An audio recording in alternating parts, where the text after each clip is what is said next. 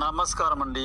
ఒక విషయం అండి, అదేమంటే చరిత్రకెక్కిన వారు అది తిరిగి తొలగించుకోవడం అనేది ఎన్ని ప్రయత్నాలు చేసినా ఎన్ని జన్మలెత్తినా సాధ్యం కాని పని. ఒక ఉదాహరణ ఏమంటే, ఒక వ్యక్తి 4-5 సంవత్సరాల వయసులో పొరపాటున కాలి మర్రైందట చేతికి. ఇక అట్టి మనిషి పండుబండి 100 సంవత్సరాలు బతికి ఇక కాలం తీరి చనిపోయాడు. ఇక ఆ శవాన్ని కాటికి మోసే ముందు స్నానం చేపిస్తారు కదా. ఇక అక్కడున్న వారికి ఆ మర్ర కనిపించింది. ఇది ఏం మర్ర అని అడిగితే అది తెలిసిన వారు చిన్నప్పుడు కాలిందట అని చెప్పారు. ఇంక కొన్ని నిమిషాలు కాటికి మోతాం కదా, కాలిన మర కాటిలో పెట్టేదాకా కూడా వెంట ఉంటది అని కదా అర్థమైంది.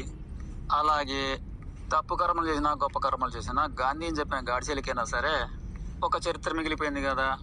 అలాగే కాలజ్ఞానమును బోధించిన శ్రీ పోతులూరు వీరబ్రహ్మం గారికి కూడా ఒక చరిత్ర మిగిలిపోయింది కదా. ఆ విధంగా ఇది సాధించిన వారైనా సరే చరిత్రలు మిగిలిపోతారు కదా. అయితే తప్పు కార్యాలు చేసిన వారు తప్పు చేశానని తెలుసుకొని తిరిగి దానిని తోడవడం అనేది సాధ్యము కాని పని. తెగించి ప్రాణాన్నైనా తుడిపించుకోవచ్చు కానీ ఆత్మహత్యలు చేసుకొని చేసిన కర్మల యొక్క ఫలితం మాత్రం చరిత్రలో ఒక పేజీగా మిగిలిపోతుంది. ఆ విధంగా క్షణకాలం చేసిన కర్మైనా సరే యుగ యుగాలైనా సరే అది మనకు చరిత్రగా మిగిలిపోతుంది తప్ప తొలగించుటకు అనేది సాధ్యం కాని పని. అవి ఆడవారు చేసినా మగవారు చేసినా సరే చరిత్రలో మిగిలిపోతుంది. అలా ఏ కులం వారు ఏ మతం వారు చేసినా సరే చరిత్ర పుటల్లో ఖచ్చితంగా ఇమిడిపోతుంది. అది పాపకరమైన పుణ్యకరమైన సరే తరతరాలుగా యుగయుగాలుగా చరిత్రలు మిగిలిపోవడం ఖాయం.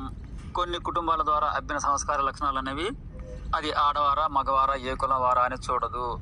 అది తప్పుకరమైన గొప్పకరమైన సరే క్షణాలలో చేసిన కర్మలు యుగాల దాకా వెంటపడతాయి. ఇది తథ్యము. కాలక్రమేణా దినదినం అది వృద్ధి చెందుతుంది. ఎలా అంటే ఉదాహరణకు రోబో సినిమా చూసారా? రోబో ఏమంటాడు, 1 2 అవుతుంది, 2 4 అవుతుంది, 4 8 అవుతుంది, 8 16 అవుతుంది అన్నాడు కదా. ఆ విధంగా కర్మఫలం అనేది దినదినం అభివృద్ధి అయ్యి తరతరాలుగా పిల్ల తరము కూడా వెంటబడి వచ్చును. ఇది తథ్యము.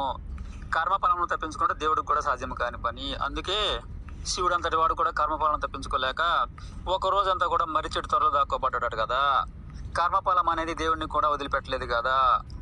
ఆత్మహత్యగా ప్రాణం తీసుకోవడమైనా సాధ్యం అవునేమో కానీ కర్మఫలం నుండి తప్పించుకోవడం ఎవరికీ సాధ్యం కాదు. అది సదాస్తు.